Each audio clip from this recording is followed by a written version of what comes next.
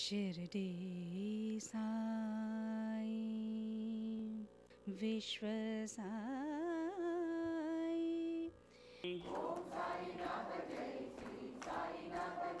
Recital of Satcharitra on Thursdays between 6 and 6:30 in the evening. Shubham Bhavatu.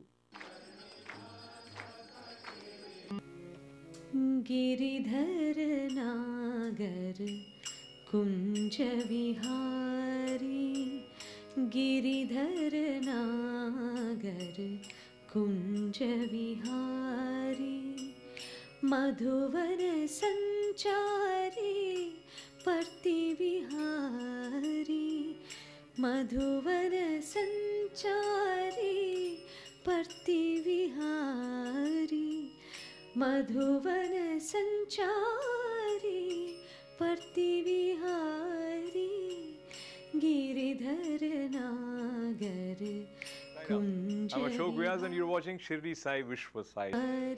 जय साई राम जी। ये बाबा की जो पिक्चर आप देख रहे हैं, ये हमारे घर गुरुजी आए थे, जेके गुरुजी, और उस टाइम ये हवन हुआ था और उस टाइम बाबा ये हवन में प्रकट हुए थे और हम सबको बहुत इस चीज़ की हैरानी हुई कि बाबा हर जगह अपना नाम छोड़ के जाते हैं।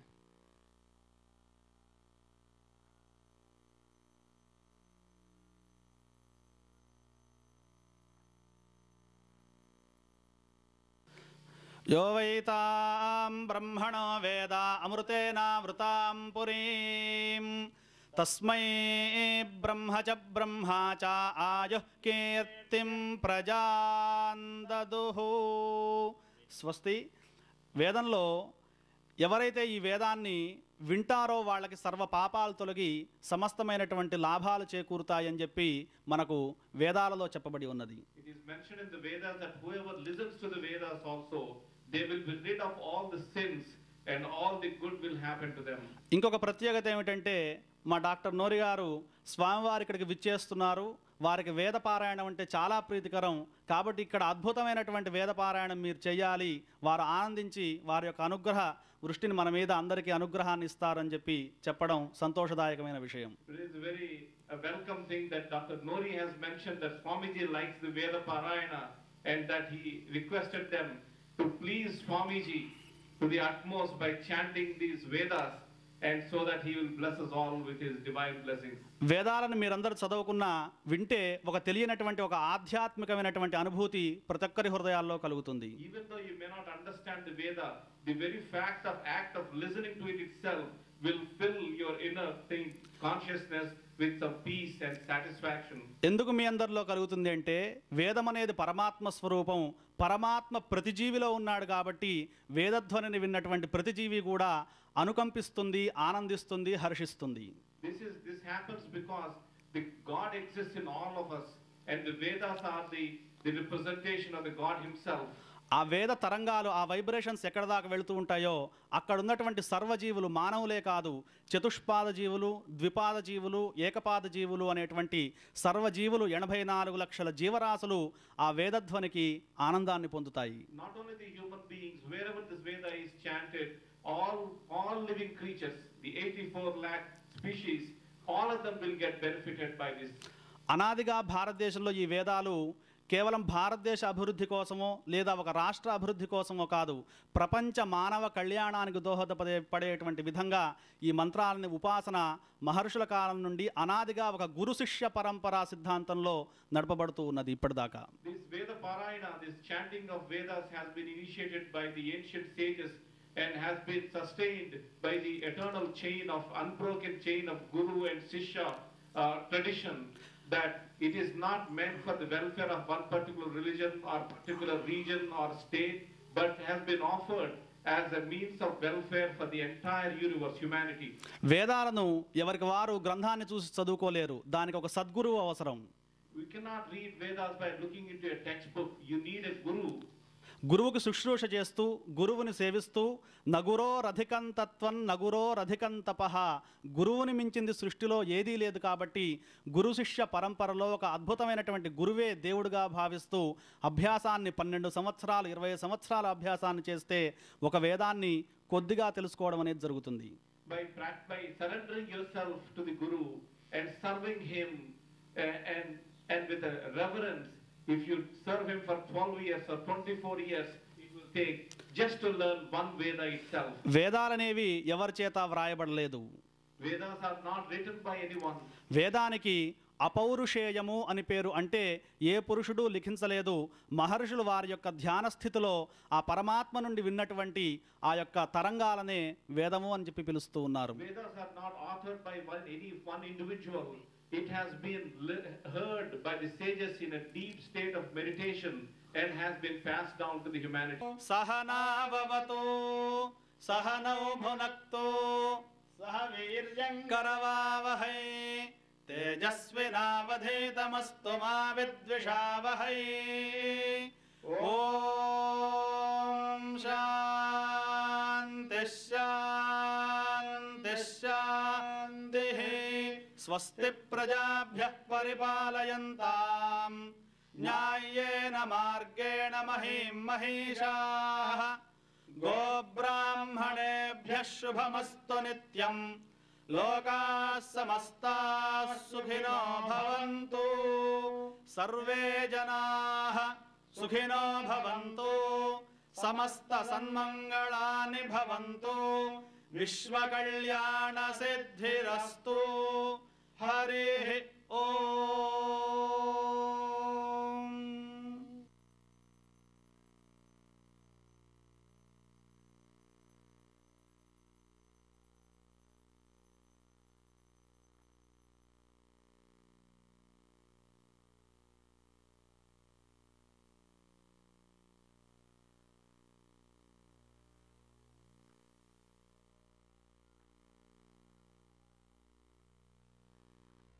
बाबा को मैं बचपन से ही मानता आ रहा हूँ, क्योंकि मेरी फैमिली भी सभी मानते हैं। और दिल्ली में टेंपल है, और आपका दिल्ली उत्तम नगर के आगे भी भादरगढ़ के आसपास भी एक टेंपल बन रहा है उनका। तब से मैं बचपन से वहीं आ जा रहा था। और जब मैं यहाँ यूएस में आया था तो कई प्रॉब्लमें आई थी, लेकिन बाबा को याद किया, सब प्रॉब्लमें ठीक हो गई। और उसके बाद यहाँ यूएस में आके मैं बोनी स्टेट में साइन टेम्पल जो हाउस के अंदर होता था, एवरीडे वहाँ जाता था और बाबा के लिए पूजा पाठ करते थे, और मेरी ऑल फैमिली वहाँ पूजा के लिए जाती थी। उसके बाद हमने घर लिया लॉन्गलैंड के अंदर, वहाँ से हमने बाबा की स्थापना अपने घर में ही रखी है। उसके बाद लॉन्गलैंड के बाद हम पेंसिल्वेनिया में गए, वहाँ एक 25 एकड़ में एक बाबा का मंदिर स्थापना की है। मेरे साथ और भी मेरे लोग हैं, और बाबा का आशीर्वाद हमारे सारी फैमिली पे है, और हम बाबा के लिए बहुत सोचते हैं। बाबा अगर ना होते तो आज हम भी ना होते। कि मैं तो ईश्वर का दास हूँ। अवतार होते हुए भी मनुष्य को किस प्रकार आचरण करना चाहिए और अपने वर्ण के कर्तव्यों को किस प्रकार निभाना चाहिए, इसका उदाहरण उन्होंने लोगों के समक्ष प्रस्तुत किया।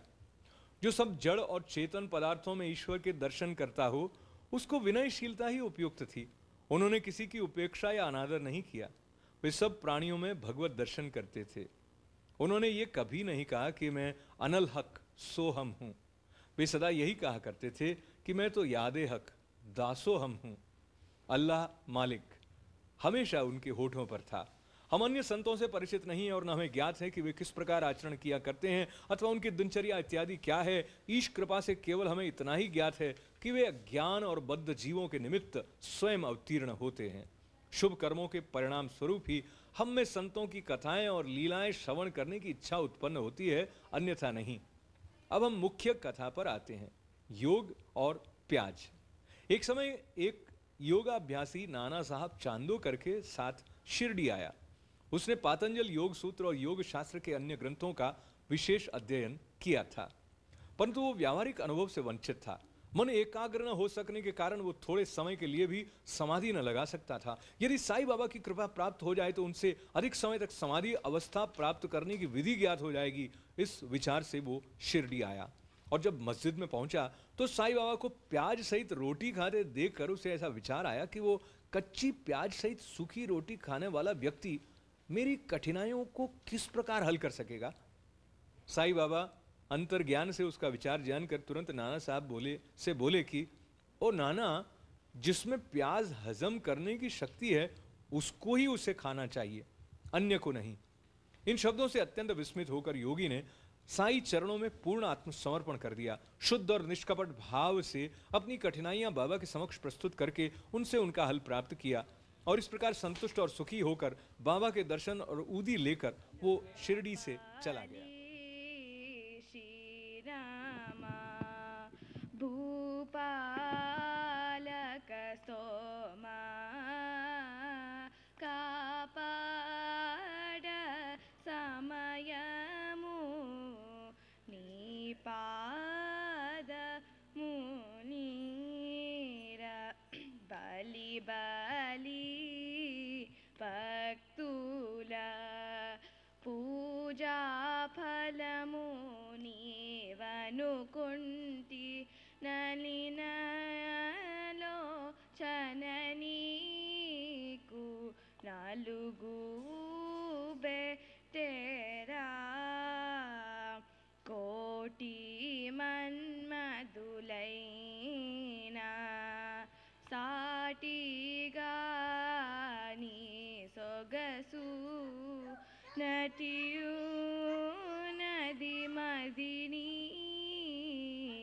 मेटी श्री रामा तोली पूजा फल में मो कालिगेनी पद सेवा नलुव कई ननु निन्नु తెలియాగ తరమా నిరుపేడ కబ్బిన నిదిరీతి దొరికితివి పరత్యాగ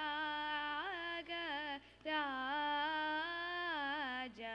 పరదా బ్రోకేరా नापाली श्री रामा भूपालक सोमा कापाड समयमु निपाद मुनीर निपाद मुनीर। श्यामा की सर्पदंश से मुक्ति। कथा प्रारंभ करने से पहले हेमाड़ पंत लिखते हैं कि जीव की तुलना पालतू तोते से की जा सकती है, क्योंकि दोनों ही बद्ध हैं, एक शरीर में और दूसरा पिंजड़े में। दोनों ही अपनी बद्धावस्था को श्रेयस्कर समझते हैं, परंतु यदि हरि कृपा से उन्हें कोई उत्तम गुरु मिल जाए और वो उनके ज्ञान चक्षु खोलकर उन्हें बंधन मुक्त कर दे, तो उनकी चेतना का स्तर उच्च हो जाता है, जिसकी तुलना में पूर्व संकीर्ण स्थिति सर्वथा तुच्छ ही थी। गत अध्याय में किस प्रकार श्री मिरीकर पर आने वाले संकट की पूर्व सूचना देकर उन्हें उससे बचाया गया, इसका वर्णन किया जा चुका है। अब उसी प्रकार की एक और कथा का श्रवण करें। एक बार श्यामा को विषधर सर्प ने उसके हाथ की अंगुली में डस लिया। समस्त विष शरीर में विष का प्रसार हो जाने के कारण वे अत्यंत कष्ट का अनुभव करके क्रंदन करने लगे कि अब मेरा अंतकाल समीप आ गया है। उनके इष्ट मित्र उन्हें भगवान विठोबा के पास ले जाना चाहते थे, जहां इस प्रकार की समस्त पीड़ाओं की योग्य चिकित्सा होती है, परंतु श्यामा मस्जिद की ओर ही दौड़ा, अपने विठोबा श्री साईं बाबा के पास। जब बाबा ने उन्हें दूर से आते देखा तो वे झिड़कते और गाली देने लगे। वे क्रोधित होकर बोले, अरे ओ नादान कृतज्ञ बम्मन, ऊपर मत चढ़, सावधान, यदि ऐसा किया तो। और फिर गर्जन करते हुए बोले, हट, दूर हट, नीचे उतर। श्री साईं बाबा को इस प्रकार अत्यंत क्रोधित देख श्यामा उलझन में पड़ गया और निराश होकर सोचने लगा कि केवल मस्जिद ही तो मेरा घर है और साईं बाबा मात्र असहायों के आश्रय दाता हैं। जब वे ही इस प्रकार मुझे अपने यहाँ से भगा रहे हैं तो मैं अब किसकी शरण में जाऊं। उसने अपने जीवन की आशा ही छोड़ दी और वहीं शांति पूर्वक बैठ गया। थोड़े समय के पश्चात जब बाबा पूर्ववत शांत हुए तो श्यामा ऊपर आकर उनके समीप बैठ गया। तब बाबा बोले, डरो नहीं, तिल मात्र भी चिंता मत करो, दयालु फकीर तुम्हारी अवश्य रक्षा करेगा। घर जाकर शांति से बैठो और बाहर ना निकलो। मुझ पर विश्वास कर निर्भय होकर चिंता त्याग दो। उन्हें घर भिजवाने के पश्चात ही पीछे से बाबा ने तात्या पाटिल और काका साहब दीक्षित के द्वारा ये कहला भेजा कि वो इच्छानुसार भोजन करें, घर में टहलते रहें, लेटे नहीं और न शयन करें। कहने की आवश्यकता नहीं कि आदेशों का पूरी तरह पालन किया गया और थोड़े समय में ही वे पूरी तरह स्वस्थ हो गए। इस विषय में केवल यही बात स्मरण योग्य है कि बाबा के शब्द हट, दूर हट, नीचे उतर श्यामा को लक्ष्य करके नहीं कहे गए थे जैसा कि प्रतीत होता है, परंतु उस सांप और उसके विष के लिए ही यह आज्ञा थी, अर्थात श्यामा के शरीर में विष न फैलाने की आज्ञा थी।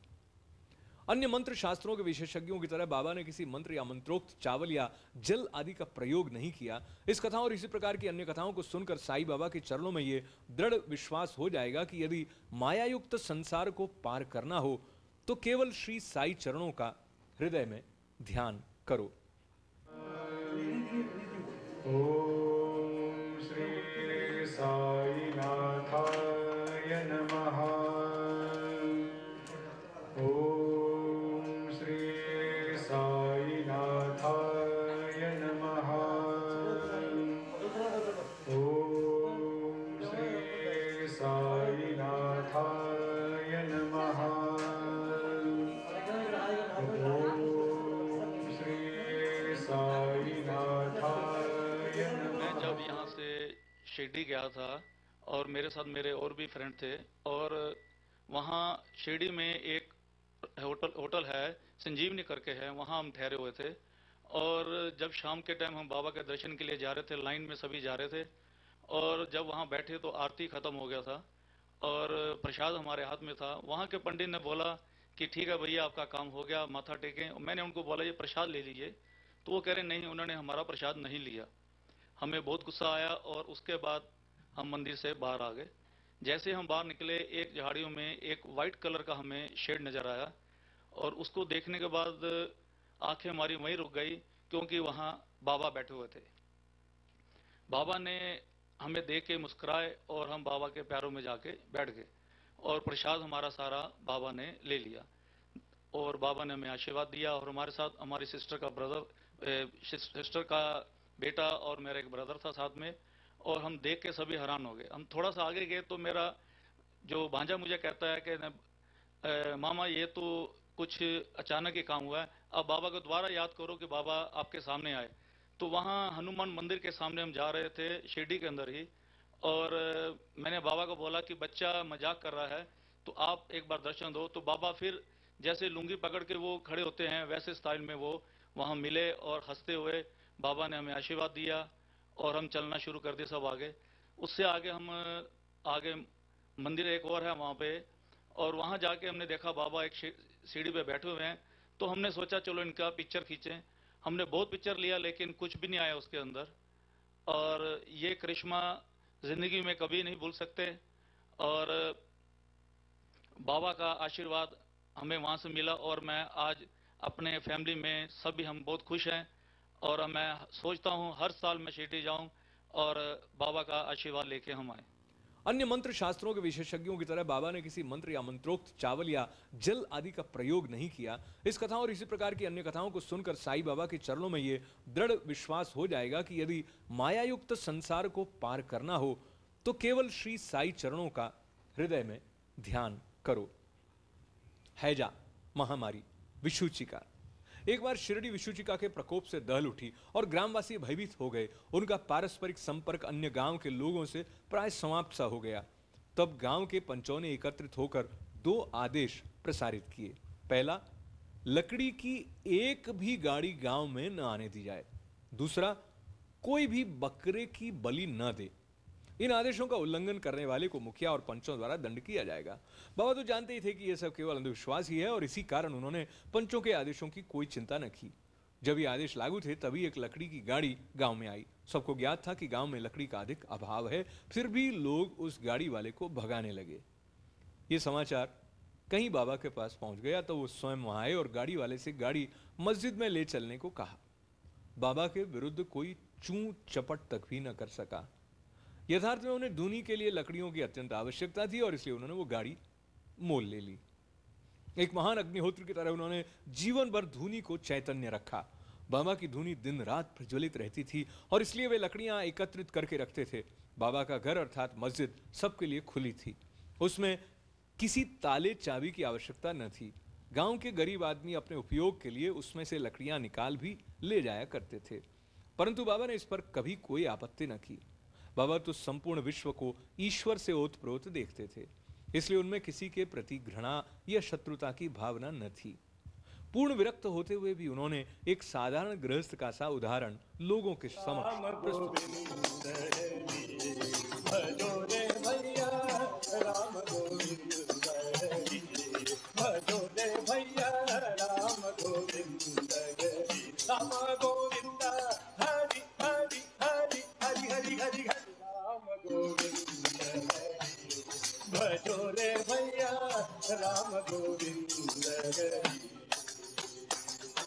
राम कृष्ण गोविंद जनार्दन अच्युत परमानंद बोल।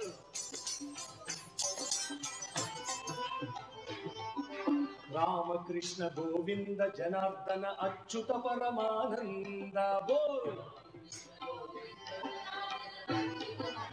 वेरी गुड, बोल राम कृष्ण गोविंद जनार्दन अच्युत परमानंद।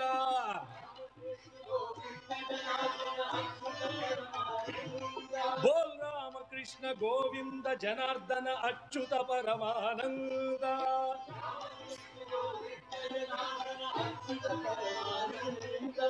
राम कृष्ण गोविंद जनार्दन अच्युत परमानंद। राम कृष्ण अच्युत परमानंद। बोल राम कृष्ण गोविंद जनार्दन अच्युत परमानंद। बोल राम कृष्ण गोविंद जनार्दन अच्युत परमानंद। राम कृष्ण गोविंद जनार्दन अच्युत परमानंद। बोल राम कृष्ण जनार्दन अच्युत परमानंद। जय जय राम साई राम, जय जय राम साई, बोल जय जय राम साई राम, जय जय जय जय राम साई राम, जय जय राम साई, बोल जय जय राम साई राम, जय जय राम साई राम, साई राम जय जय राम। गुरु भक्ति की कठिन परीक्षा। अब देखिए दूसरे आदेश की भी बाबा ने क्या दशा की। वो आदेश लागू रहते समय कोई मस्जिद में एक बकरा बलि देने लाया था। वो अत्यंत दुर्बल, बूढ़ा और मरने ही वाला था। उस समय माले गांव के फकीर पीर मोहम्मद उर्फ बड़े बाबा भी उनके समीप ही खड़े थे। बाबा ने उन्हें बकरा काटकर बलि चढ़ाने को कहा। श्री साईं बाबा बड़े बाबा का आदर किया करते थे, इस कारण वे सदैव उनके दाहिनी ओर ही बैठा करते थे। सबसे पहले वे ही चिलम पीते और फिर बाबा को देते, बाद में अन्य भक्तों को। जब दोपहर को भोजन परोस दिया जाता तब बाबा बड़े बाबा को आदर पूर्वक बुलाकर अपने दाहिनी ओर बिठाते और तब सब भोजन करते। बाबा के पास जो दक्षिणा एकत्रित होती उसमें से वे 50 रुपये प्रतिदिन बड़े बाबा को दे दिया करते थे। जब वे लौटते तो बाबा भी उनके साथ 100 कदम तक जाया करते थे। उनका इतना आदर होते हुए भी जब बाबा ने उनसे बकरा काटने को कहा तो उन्होंने अस्वीकार कर स्पष्ट शब्दों में कह दिया कि बलि चढ़ाना व्यर्थ ही है। तब बाबा ने श्यामा से बकरे की बलि के लिए कहा।